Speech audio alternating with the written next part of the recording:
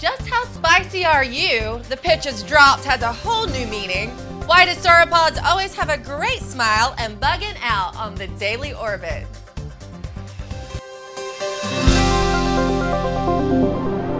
Hello and welcome to the Daily Orbit. I'm Emerald Robinson. My personality says I'm spicy. The hotter the better.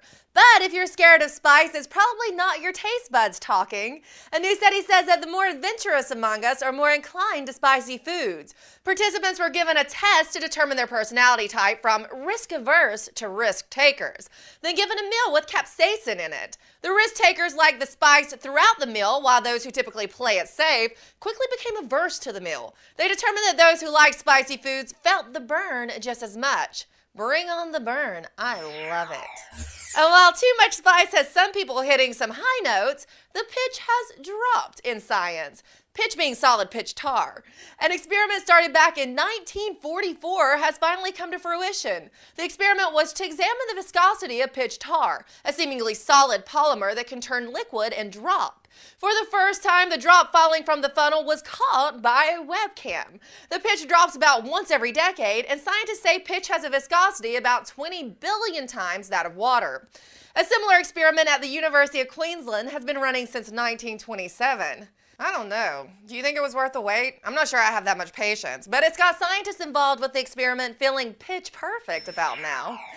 Well, insects can't be accused of being muscled meatheads. New research has found that insect limbs are capable of moving without the use of muscles. Researchers say they use passive joint forces, which allows some insects to return their limbs to a preferred resting place after being extended. And you know they're tricky little suckers. They store energy in elastic muscle tendons and other structures, providing the potential to generate explosive movements. Researchers are bugging out on the implications this find could have medically and robotically. And since we brought up robotics, let's check out what our little Martian rover is up to now. Curiosity is providing insights into how Mars lost its atmosphere. Once believed to be much thicker, the Martian atmosphere is now very thin. Measurements from Curiosity's Sample Analysis of Mars instrument show that heavy isotopes of carbon and oxygen are much more abundant today than in the raw proportions that formed Mars. The findings suggest that most of Mars' original atmosphere escaped. Scientists say it's important because this is clear evidence of a substantially more massive atmosphere, hence a warmer, wetter Mars in the past than the cold, arid planet we find today. Next, NASA plans to measure the current rate of atmospheric escape from the red planet.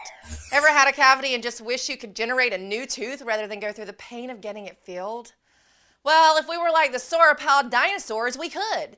A new report says that these dinos' teeth renewed on a monthly basis and that they constantly had a backup of teeth stored in their jaws.